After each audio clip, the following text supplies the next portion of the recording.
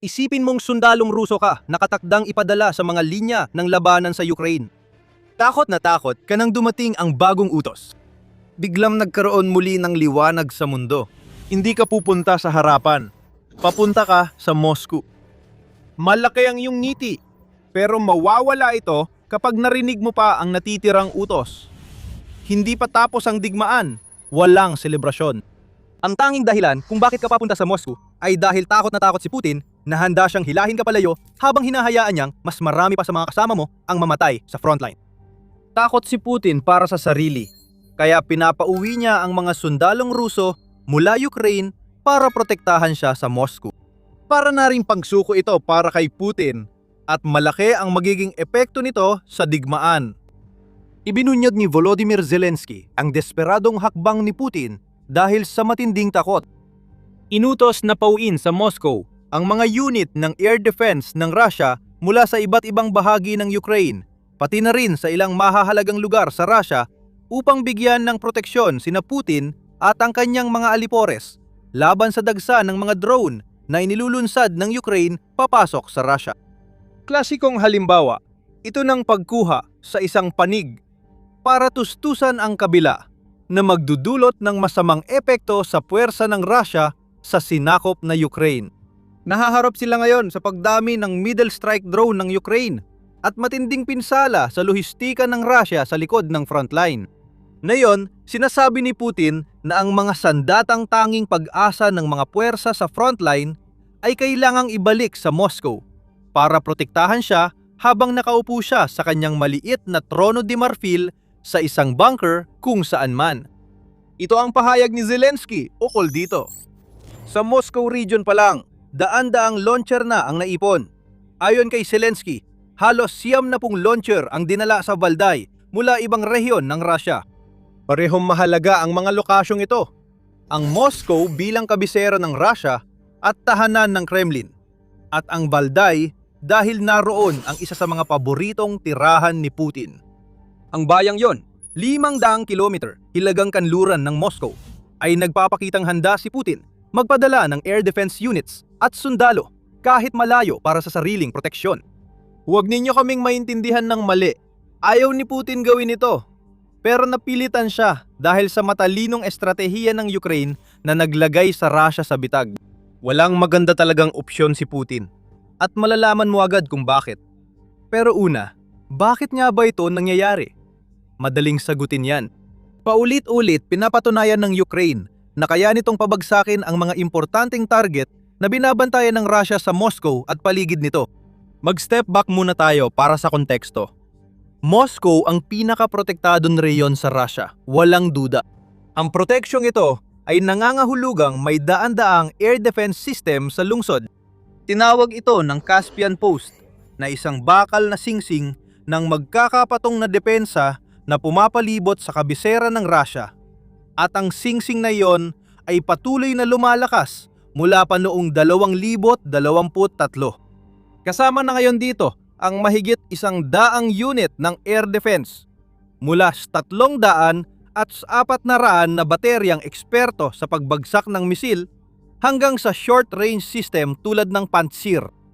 Ayon sa ilang source, ang air defense ay nakaayos sa 3 singsing na bumubuo ng maraming patong para maging imposibleng makalusot ang sinuman at umatake sa puso ng Moscow.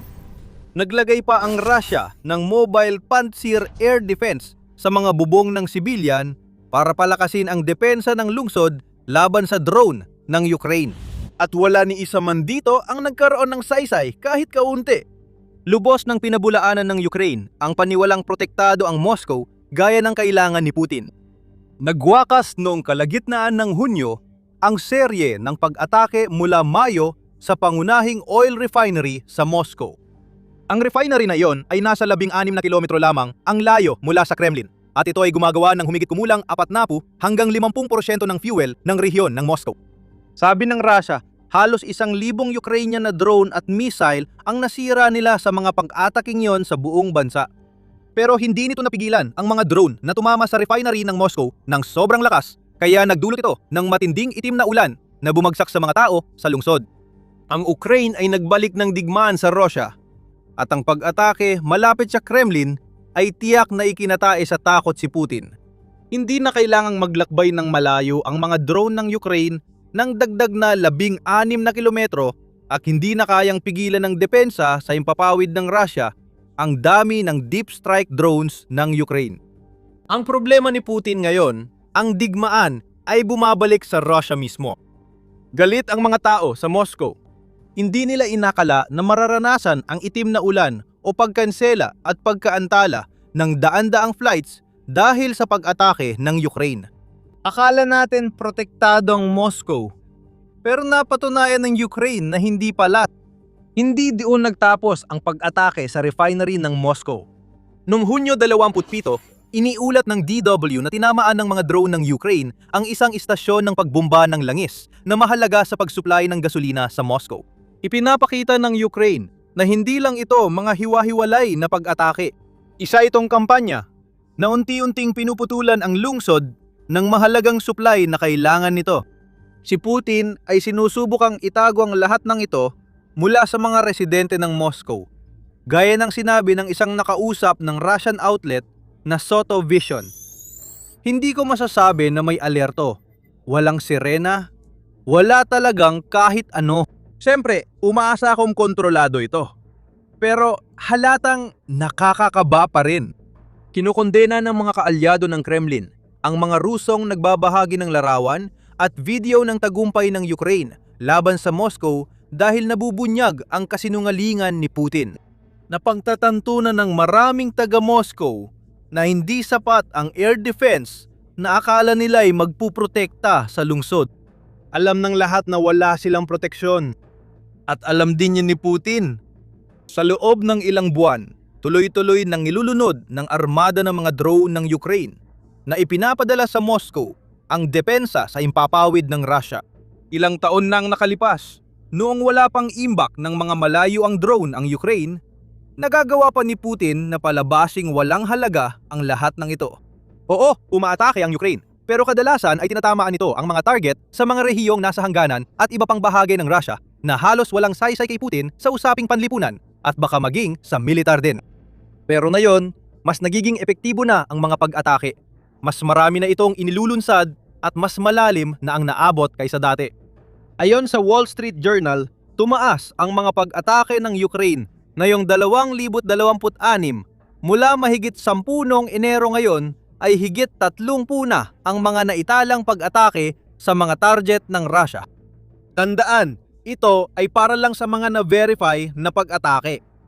Ayon sa Firepoint, gumagawa ng FP-FP1 na drone na gamit sa karamihan ng mga ito. Nais nilang makagawa ng 300 ng kanilang mapaminsalang mga drone araw-araw.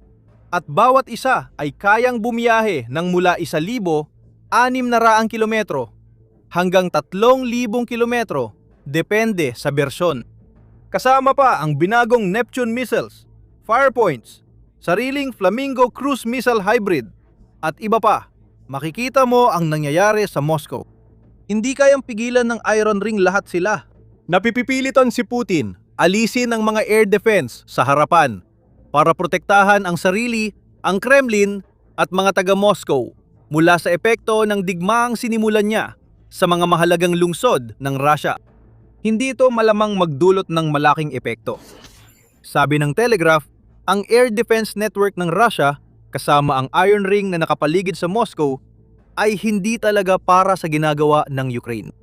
Ang mga sistema sa network na yon, marami sa mga ito ay luma na at mula pa noong panahon ng Soviet ay ginawa para harapin ang mga karaniwang missile at eroplano. Wala pang drone nung ginawa ang mga yon. Hindi ibig sabihin na hindi kayang sirain ng sistema ang mga drone. Pero dahil sa dami ng drone na papuntang Moscow, kulang ang missile nila para mapigilan ang pag-atake ng Ukraine. May mga larawan online ng Pansir system na may dalang-dalawang missile lang imbes na 6 na nagpapakitang kinukulang na ang Russia sa interceptor. Ayon sa CBS News, paubos na ang 300 missile ng Russia para sa air defense. At based sa pagtataya ng Ukraine, may humigit kumulang 400 interceptor ang Russia na magagamit para sa kanilang S-300PM at S-400 na mga sistema. Sa 2025, posibleng apektado na ng kakulangan ng misail ang lahat ng air defense units ni Putin sa paligid ng Moscow. Kaya mas maraming unit ang inilipat sa kabisera ng Russia, kasama ang mga misail na dala nila at ang mga tropang nagpapatakbo nito. Parang maniniwala si Putin na kung hindi sapat ang Iron Ring ngayon, magiging sapat ito kapag dinagdagan pa. Maaring tama siya kahit malabo. Gayunpaman, ang matinding pagkadesperado sa hakbang na ito ay nagpapakita ng tunay na kalagayan. Napilitan si Putin na gumawa ng isang desisyon na hindi niya kailanman ginusto, pero ginawa niya ito at malaki ang magiging epekto nito sa kanyang pananakop sa Ukraine. Ang desisyong ito ay maaring magbago ng lahat at ito ang tinatalakay namin sa The Military Show. Ngayon ang tamang oras, mag-subscribe bago tayo magpatuloy sa video. Ito ang ginawa ni Putin nang ilipat niya ang air defense mula sa mga sinakop na teritoryo pabalik sa Moscow. Sinadya ng leader ng Russia na pahinain ng isa para palakasin ang kabila. Malinaw ito. Nahaharap si Putin sa pagpili kung puprotektahan ang sarili at kabisera ng Russia o tiyaking may kahit papaanong proteksyon ang daan-daang libong sundalong ipinadala niya sa Ukraine at pinili niya ang sarili niya. Ipinapakita nito na para kay Putin, mas mababa ang halaga ng buhay ng mga ipinapadala niya sa Ukraine at alam ito ng mga iyon. Lalo na kung ikukumpara sa pananaw ng mga taga-Moscow. Desperado si Putin na itago sa mga taga-Moscow ang epekto ng digmaang siya ang nagpasimula. Kaya hinahayaan niyang marami pang sundalong Russian ang mamatay para mapanatili ang ilusyon ng kaayusan sa kanilang bansa. Malungkot itong sitwasyon na nagpapakita kung sino si Putin. Higit sa lahat, alam ng Ukraine na ganito kikilos si Putin pagdating ng mga drone sa Moscow. Iyan ang talino ng malalayong pag-atake. Hindi lang ito tungkol sa mga refinery ng langis na tinatamaan o itim na ulan sa Moscow. Kahit maganda ito para sa Ukraine. Ang totoo, inilalagay ng Russia ang militar nito sa alanganin sa Ukraine dahil inilipat ni Putin ang air defense papuntang Moscow. Iniiwan ang mga sundalo sa unahan. May nais pang sabihin si Zelensky matapos magbalita. Matapos niyang ibunyag na inalis ng Russia ang air defense mula sa unahan para protektahan ang Moscow at Kyiv na tinarget ng mga drone ng Ukraine. Ayon kay Zelensky, may 2 perimeter na inutos ng mga Ruso na protektahan. Kahit pa humina ang iba pang bahagi ng kanilang teritoryo at okupadong bahagi ng Ukraine. Gagawa kami ng mga kinakailangang konklusyon. Alam na namin ang mga kinakailangang konklusyon. Ilang linggo na naming napapansin ito sa sinakop na Ukraine at mas magiging malinaw pa mula ngayon. Ang kampanyang Middle Strike ng Ukraine, ang konklusyong nabubuo. Nalusutan ng kampanyang iyon ang depensa ng himpapawid ng Russia sa mga sinakop na teritoryo. Kaya nagawa ng Ukraine simulan ang kampanya sa pagharang sa lohistika, na ngayoy nag-i-isolate sa Crimea at pumipilit sa mga puwersa ng Russia sa harapan na lumaban ng kulang sa suporta. Tuloy-tuloy na tinatarget ng Ukraine ang depensa sa himpapawid ng Russia buong 2026. Ayon sa CNN, sinabi ng sandatahang lakas ng Ukraine na 106 na unit ng depensang panghimpapawid ang napatumba nila ngayong taon at higit 1,400 mula simula ng digmaan. Ang Middle Strike Campaign ay tumatarget sa mga asset at lohistika ng militar ng Russia hanggang 300 kilometro sa likod ng linya ng labanan, bunga ng kampanyang ito. Maaring sabihin sa puntong ito na inilipat ni Putin ang mga depensa ng himpapawid papuntang Moscow, hindi lang para protektahan ang mga sistemang winawasak ng Ukraine, kundi pati na rin upang bantayan ang kabisera ng Russia. Pero kahit ano mangyari, hindi titigil ang Ukraine. Noong Hunyo 26, isang araw matapos ang revelasyon ni Zelensky sa depensa ng himpapawid, inanunsyo ng presidente ng Ukraine ang 40 araw na operasyon para gipitin si Putin at wakasan ang pananakop. Sabi ni Zelensky, aasa ang kampanyang iyon sa long at medium range na pag-atake na ginagamit na ng Ukraine. At magiging prioridad pa rin ang Crimea at Moscow. Nag-post si Mikhailo Fedorov, Defense Minister ng Ukraine, sa X na mas marami pang darating sa Russia sa mga okupadong teritoryo. Pinahihigpit ang logistical lockdown laban sa hukbong Ruso at naglunsad ng unang open bidding para sa record na middle strike drone purchase. Nitong mga buwan, lumakas ang kakayahan ng Ukraine sa middle strike at sinimulan ang logistical lockdown ng hukbong Ruso ayon sa kanya. Doon nakasalalay ang talino ng estratehiya ng Ukraine. Ang ginawa ng Ukraine dito ay atakihin ang Moscow upang magdulot ng kahinaan sa frontline.